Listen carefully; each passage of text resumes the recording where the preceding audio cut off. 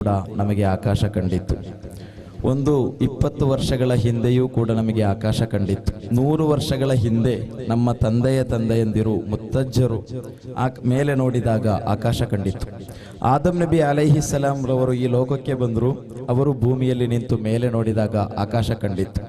ಅವರು ಕೆಳಗೆ ನೋಡಿದಾಗ ಭೂಮಿ ಕಂಡಿತ್ತು. ಸುತ್ತು ಭಾಗದಲ್ಲಿ ಅವರಿಗೆ ಮರಗಳು, ಪರ್ವತಗಳು, ನದಿ ತೊರೆಗಳು, ಅದೇ ರೀತಿ ಸಮುದ್ರಗಳು ಕಂಡಿತ್ತು. ಇವತ್ತು ಕೂಡ ನಮಗೆ ಮೇಲೆ ನೋಡಿದಾಗ ಆಕಾಶ ಕಾಣ್ತದೆ. ಬಲಬದಿಗೆ ನೋಡಿದರೆ ಮರಗಳು ಕಾಣ್ತದೆ, ಎಡಬದಿಗೆ ನೋಡಿದರೆ ಮರಗಳು ಕಾಣ್ತದೆ, ನದಿಗಳು ಕಾಣ್ತದೆ, ತೊರೆಗಳು ಕಾಣ್ತದೆ. ನಿನ್ನೆ ನಾವು ನೋಡಿದಾಗಲೂ ಕೂಡ ಅದು ಕಂಡಿತ್ತು. ಯಾವುದೇ ರೀತಿ ಬದಲಾವಣೆ ಇಲ್ಲ. 10 ವರ್ಷಗಳ ಹಿಂದೆ ನಾವು ಆಕಾಶ ನೋಡಿದಾಗ ನಮಗೆ ಅದುವೇ ಕಂಡಿತ್ತು. ಯಾವುದೇ ಬದಲಾವಣೆ ಇಲ್ಲ. ನಾವು ಹೇಳ್ತೇವೆ ಲೋಕ ಬದಲಾಗ್ತಾ ಉಂಟು, ಆದರೆ ಲೋಕ ಬದಲಾಗ್ತಾ ಇಲ್ಲ. ಚಂದ್ರ ನಿನ್ನೆ ಇದ್ದಂತಹ ಚಂದ್ರನೇ ಇವತ್ತೂ ಕೂಡ ಇದೆ. 100 ವರ್ಷಗಳ ಹಿಂದೆ ಇದ್ದಂತಹ ಚಂದ್ರನೇ ಇವತ್ತೂ ಕೂಡ ಇದೆ. 1000 ವರ್ಷಗಳ ಹಿಂದೆ ಆದಮ್ ನಬಿ ಅಲೈಹಿಸ್ಸಲಾಂ ರವರಿಗೆ, ರಸೂಲುಲ್ಲಾಹಿ ಸಲ್ಲಲ್ಲಾಹು ಅಲೈಹಿ ವಸಲ್ಲಂ ರವರಿಗೆ ಯಾವ ಸೂರ್ಯ ಬೆಳಕನ್ನ ನೀಡಿತ್ತೋ ಅದೇ ಸೂರ್ಯ ಇವತ್ತು ಕೂಡ ನಮಗೆ ಬೆಳಕನ್ನ ನೀಡ್ತಾ ಇದೆ. ಅದೇ ನಕ್ಷತ್ರಗಳು ಇವತ್ತು ಆಕಾಶದಲ್ಲಿ ಮಿರಮಿರ ಮಿಣುಗುತ್ತಾ ಇದೆ. ಯಾವುದೇ ರೀತಿಯ ಬದಲಾವಣೆ ಇಲ್ಲ. ಆದರೆ ನಾವು ಹೇಳ್ತಾ ಇದ್ದೇವೆ ಬದಲಾಗ್ತಾ ಇದೆ, ಲೋಕ ಬದಲಾಗ್ತಾ ಇದೆ. ಲೋಕ ಬದಲಾಗ್ತಾ ಇಲ್ಲ. ಬದಲಾಗ್ತಾ ಇರುವುದು ಯಾರು? ಬದಲಾಗ್ತಾ ಇರುವುದು ನಾವೇ. ಯಾಕೆ ಈ ರೀತಿ ಹೇಳ್ತಾ ಇದ್ದೇನೆ ಅಂತ ಹೇಳಿದ್ರೆ, ನಿನ್ನೆ ನಮ್ಮ ಮುಖದಲ್ಲಿ ಗಡ್ಡ ಇರಲಿಲ್ಲ, ಮೊನ್ನೆ ನಮ್ಮ ಮುಖದಲ್ಲಿ ಗಡ್ಡ ಇರಲಿಲ್ಲ, ಒಂದಷ್ಟು ವರ್ಷಗಳ ಹಿಂದೆ ನಮ್ಮ ಮುಖದಲ್ಲಿ ಗಡ್ಡಗಳಿರಲಿಲ್ಲ, ತಲೆಯಲ್ಲಿ ಕೂದಲು ಫುಲ್ಲಾಗಿ ಇತ್ತು. ಆದರೆ ಇವತ್ತು ನೋಡ್ಬೇಕಿದ್ರೆ ನಮ್ಮ ಮುಖದಲ್ಲಿ ಗಡ್ಡಗಳು ಬಂತು, ಮೀಸೆ ಬಂತು. ನಂತರ ಒಂದಷ್ಟು ವರ್ಷಗಳು ಹೋದಾಗ ಆ ಕರಿಕಪ್ಪಗಾಗಿದ್ದ ಮೀಸೆಗಳು ಬೆಳ್ಳಗಾಯಿತು. ತಲೆಯಲ್ಲಿದ್ದಂತಹ ಕರಿಕಪ್ಪಗಿನ ಕೂದಲುಗಳು ಮತ್ತೆ ಅದು ಬೆಳ್ಳಗಾಯಿತು. ಎಲ್ಲವೂ ಬೆಳ್ಳಗಾಯಿತು. ಒಂದಷ್ಟು ವರ್ಷಗಳ ಹಿಂದೆ ನಮಗೆ ಪೇಪರ್ ಓದಲಿಕ್ಕೆ, ದಿನಪತ್ರಿಕೆಗಳನ್ನ ಓದಲಿಕ್ಕೆ ಚಾಳೀಸು ಅಗತ್ಯ ಇರಲಿಲ್ಲ, ಕನ್ನಡಕದ ಅಗತ್ಯ ಇರಲಿಲ್ಲ. ಆದರೆ ಇವತ್ತು ನಮಗೆ ಪೇಪರ್ ಓದಬೇಕಾದರೆ ನಮಗೆ ಕನ್ನಡಕದ ಅಗತ್ಯ ಉಂಟು. ಕನ್ನಡಕ ಇಲ್ಲದೆ ಯಾವುದೂ ಕೂಡ ನಮಗೆ ಸಾಧ್ಯ ಆಗ್ತಾ ಇಲ್ಲ. ಒಂದಕ್ಷರವೂ ಕೂಡ ನಮಗೆ ಕಾಣ್ತಾ ಇಲ್ಲ. ನಾವು ಹಾದಿ ಬೀದಿಗಳಲ್ಲಿ, ಗ್ರೌಂಡ್ಗಳಲ್ಲಿ, ಮೈದಾನಗಳಲ್ಲಿ ನಾವು ಓಡಾಡ್ತಾ ಇದ್ದೆವು. ಆದರೆ ಇವತ್ತು ನಮಗೆ ಓಡಾಡ್ಲಿಕ್ಕೆ ಸಾಧ್ಯ ಆಗ್ತಾ ಇಲ್ಲ. ನಾವು ಮಲಗಿದಲ್ಲೇ ಇದ್ದೇವೆ. ಅಥವಾ ನಮ್ಮ ಮರಿ ಮಕ್ಕಳು, ನಮ್ಮ ಮಕ್ಕಳು ನಮ್ಮ ಕೈಯನ್ನ ಹಿಡಿಯದೆ ನಮಗೆ ಎದ್ದೇಳಲಿಕ್ಕೂ ಕೂಡ ಸಾಧ್ಯ ಆಗುವುದಿಲ್ಲ.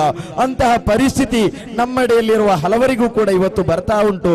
ನಾವು ಹೇಳ್ತೇವೆ ಈ ಲೋಕ ಬದಲಾಗ್ತಾ ಉಂಟು, ಆದರೆ ಲೋಕ ಬದಲಾಗ್ತಾ ಇಲ್ಲ. ಇಲ್ಲಿ ಬದಲಾಗ್ತಾ ಇರುವುದು ನಾವು. ನಮ್ಮಲ್ಲಿದ್ದಂತಹ ಕರಿಕಪ್ಪಗಿನ ಕೂದಲು ಹೋಗಿ ಅದು ಬೆಳ್ಳಗಾಯಿತು. ನಮ್ಮಲ್ಲಿದ್ದಂತಹ ಮೀಸೆ ಗಡ್ಡಗಳು ಅದು ಬೆಳ್ಳಗಾಯಿತು. ಒಂದು ಕಾಲದಲ್ಲಿ ನಮಗೆ ಮೀಸೆ ಗಡ್ಡ ಇರಲಿಲ್ಲ. ಇವತ್ತು ನೋಡುವಾಗ ಮೀಸೆ ಬಂತು, ಗಡ್ಡ ಬಂತು. ಒಂದು ಕಾಲದಲ್ಲಿ ನಮ್ಮೂರಲ್ಲಿರುವಂತಹ ಹಿರಿಯರು ಇಲ್ಲಿ ಓಡಾಡ್ತಾ ಇದ್ರು. ಆದರೆ ಇವತ್ತು ನಮ್ಮ ಹಿರಿಯರಿಗೆ ಓಡಾಡ್ಲಿಕ್ಕೆ ಸಾಧ್ಯ ಆಗ್ತಾ ಇಲ್ಲ. ಅವರ ಮಕ್ಕಳು ಕೈ ಹಿಡಿಬೇಕಾದಂತಹ ಒಂದು ಪರಿಸ್ಥಿತಿಯಲ್ಲಿ ಅವರಿದ್ದಾರೆ. ಕಳೆದ ವರ್ಷ ನಮ್ಮೊಂದಿಗಿದ್ದಂತಹ ಹಲವರು ಈ ವರ್ಷ ಇಲ್ಲ. ಅವರು ಈ ವರ್ಷ ನಮ್ಮ ಮಸೀದಿಯ ಪಳ್ಳಿಕಾಡಿನಲ್ಲಿ 6 ಫೀಟ್ ಅಡಿಯಲ್ಲಿ ಮಲಗಿಬಿಟ್ಟಿದ್ದಾರೆ. ಅವರಿಗೆ ಇವತ್ತು ಓಡಾಡ್ಲಿಕ್ಕೆ ಸಾಧ್ಯ ಆಗ್ತಾ ಇಲ್ಲ. ಅವರ ಬೆಳಕಿನಲ್ಲಿ, ಅವರು ಇಲ್ಲಿ ಮೈಕದ ಮುಂದೆ, ಅವರು ಫ್ಯಾನಿನ ಅಡಿಯಲ್ಲಿ, ಬೆಡ್ಡಿನ ಮೇಲೆ ಮಲಗ್ತಾ ಇದ್ರು, ಫ್ಯಾನಿನ ಅಡಿಯಲ್ಲಿ ಕೂತ್ಕೊಳ್ತಾ ಇದ್ರು. ಆದ್ರೆ ಇವತ್ತು ಅವರಿಗೆ ಕಬರ್ನಲ್ಲಿ ಫ್ಯಾನ್ ಇಲ್ಲ, ಅವರಿಗೆ ಬೆಡ್ ಇಲ್ಲ, ಅವರಿಗೆ ಯಾವುದೇ ರೀತಿಯ ಚಾಪೆ ಇಲ್ಲ. ಮೇಲೆ ನೋಡಿದರೆ ಮಣ್ಣು, ಕೆಳಗೆ ನೋಡಿದರೆ ಮಣ್ಣು, ಬಲಭಾಗದಲ್ಲಿ ನೋಡಿದರೆ ಮಣ್ಣು, ಎಡಭಾಗದಲ್ಲಿ ನೋಡಿದರೆ ಮಣ್ಣು. ಅವರು ಮಲಗಿ ಬಿಟ್ಟಿದ್ದಾರೆ. ಅವರಿಗೆ ಏನನ್ನೂ ಕೂಡ ಮಾಡಲಿಕ್ಕೆ ಅಸಾಧ್ಯವಾಗುವಂತಹ ಪರಿಸ್ಥಿತಿ ಇದೆ. ನನಗೆ ನೆನಪಿಗೆ ಬರ್ತಾ ಉಂಟು, 1-2 ತಿಂಗಳ ಹಿಂದೆ ನನ್ನೊಬ್ಬರು ಸ್ನೇಹಿತರು, ಅವರು ಪುತ್ತೂರಿನ ಅಬ್ದುಲ್ ರಹಮಾನ್ ಮುಸ್ಲಿಯಾರ್, ಅವರು ಮರಣ ಹೊಂದಿದ್ರು, ಹಾರ್ಟ್ ಅಟ್ಯಾಕ್ ಆಗಿ ಬಿಟ್ಟಿದ್ರು. ನಾನು ಬಸ್ಸಲ್ಲಿ ಬಿಸಿ ರೋಡಿನಿಂದ ಬೆಳ್ತಂಗಡಿಗೆ ಬರ್ತಾ ಇದ್ದೆ. ಆಗ ನನಗೆ ಒಂದು ಫೋನ್ ಕಾಲ್ ಬಂತು. ಆ ಫೋನ್ ಕರೆಯಲ್ಲಿ ನನ್ನ ಗೆಳೆಯ ಫ್ರೆಂಡ್ ಹೇಳಿದ್ರು, ನಿಮ್ಮ ಫ್ರೆಂಡ್ ಅಬ್ದುಲ್ ರಹಮಾನ್ ಮುಸ್ಲಿಯಾರ್ ಅವರ ಹಾರ್ಟ್ ಅಟ್ಯಾಕ್ ಆಗಿ ಮರಣ ಹೊಂದಿದ್ರು ಅಂತ ಹೇಳಿದ್ರು. ನನಗೆ ಅವರ ಮೈಯಿತನ್ನು ನೋಡ್ಲಿಕ್ಕೂ ಕೂಡ ಸಾಧ್ಯ ಆಗ್ಲಿಲ್ಲ.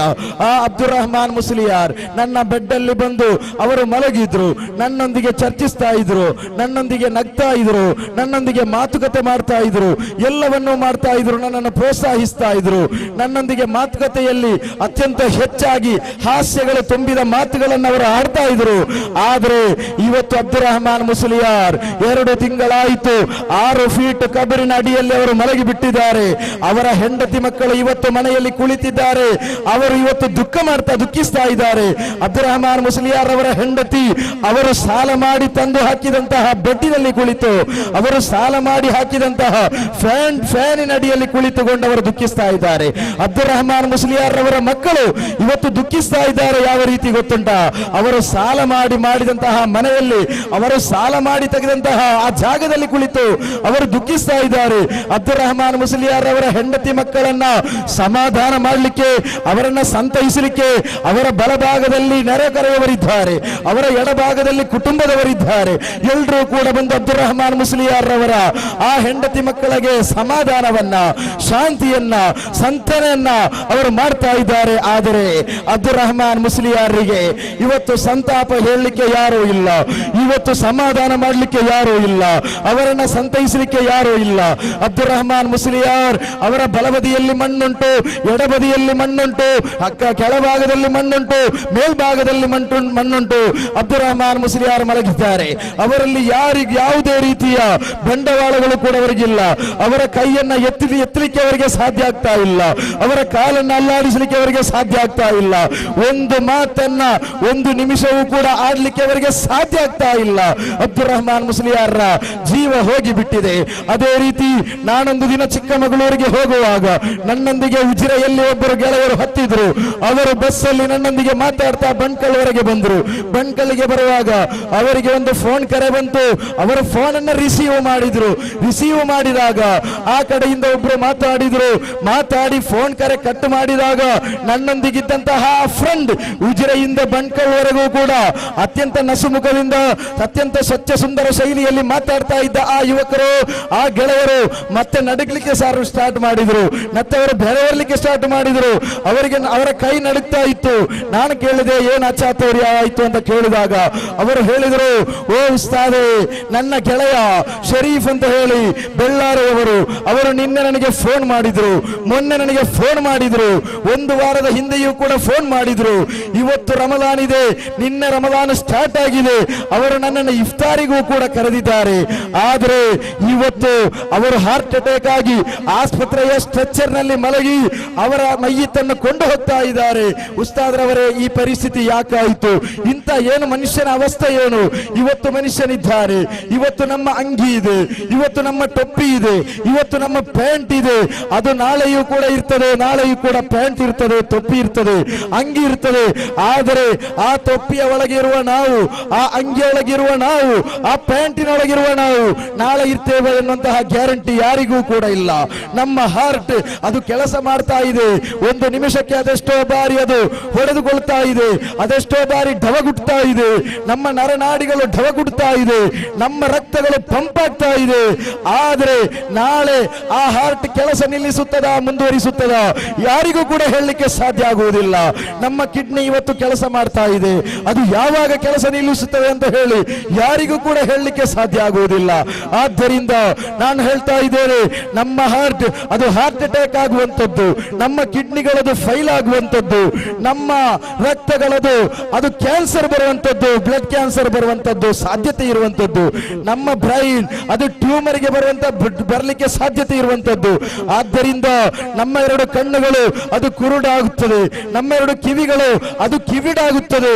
ಆದ್ದರಿಂದ ಯಾರಿಗೂ ಕೂಡ ನಮ್ಮ ಶರೀರದ ಗ್ಯಾರಂಟಿ ಯಾವೊಬ್ಬನಿಗೂ ಕೂಡ ಇಲ್ಲ. ಆದ್ದರಿಂದ ನಾನು ಹೇಳ್ತಾ ಇದ್ದೇನೆ, ಇರುವಷ್ಟು ಕಾಲ, ನಮ್ಮ ಹಾರ್ಟ್ ಕೆಲಸ ಮಾಡುವಷ್ಟು ಕಾಲ, ನಮ್ಮ ಕಿಡ್ನಿಗಳು ಕೆಲಸ ಮಾಡುವಷ್ಟು ಕಾಲ ನಾವು ಯಾವತ್ತೂ ಕೂಡ ಚುರುಚುರುಕಾಗಿ ಒಳ್ಳೆಯದಕ್ಕಾಗಿ ಮಾತ್ರ ನಾವು ಕಾರ್ಯಪ್ರವೃತ್ತರಾಗಿರಬೇಕು. ಯಾವತ್ತೂ ಕೂಡ ಅನೈತಿಕವಾದಂತಹ ಅಥವಾ ಅಧರ್ಮವಾದಂತಹ ಯಾವುದೇ ವಿಚಾರಗಳಲ್ಲಿ ನಾವು ಕೈ ಹಾಕಲಿಕ್ಕೆ ಬಾರದು. ಅದಕ್ಕಾಗಿಯೇ ನಾವು ನಮ್ಮ SSF ನ ಅತ್ಯಂತ ಪ್ರಮುಖ ವಿಚಾರವೇ ಅದು. SSF ಧರ್ಮ ಕ್ರಾಂತಿ ಅಂತ ಹೇಳಿ, ವಿಶ್ವ ಶಾಂತಿಗಾಗಿ ಧರ್ಮ ಕ್ರಾಂತಿ ಎಂಬುದು SSF ನ ರಹಣ ಕಹಳೆ. ಆದ್ದರಿಂದ ಇಲ್ಲಿ ಅಧರ್ಮಗಳು ಮೂಡಿ ಬರ್ತಾ ಇರುವಾಗ, ಕ್ಯಾಂಪಸ್ಗಳಲ್ಲಿ ಅನೈತಿಕತೆ ಮೇರೆ ಮೀರ್ತಾ ಇರುವಾಗ ಅದಕ್ಕೆ ತಡೆಯೊಡ್ಡ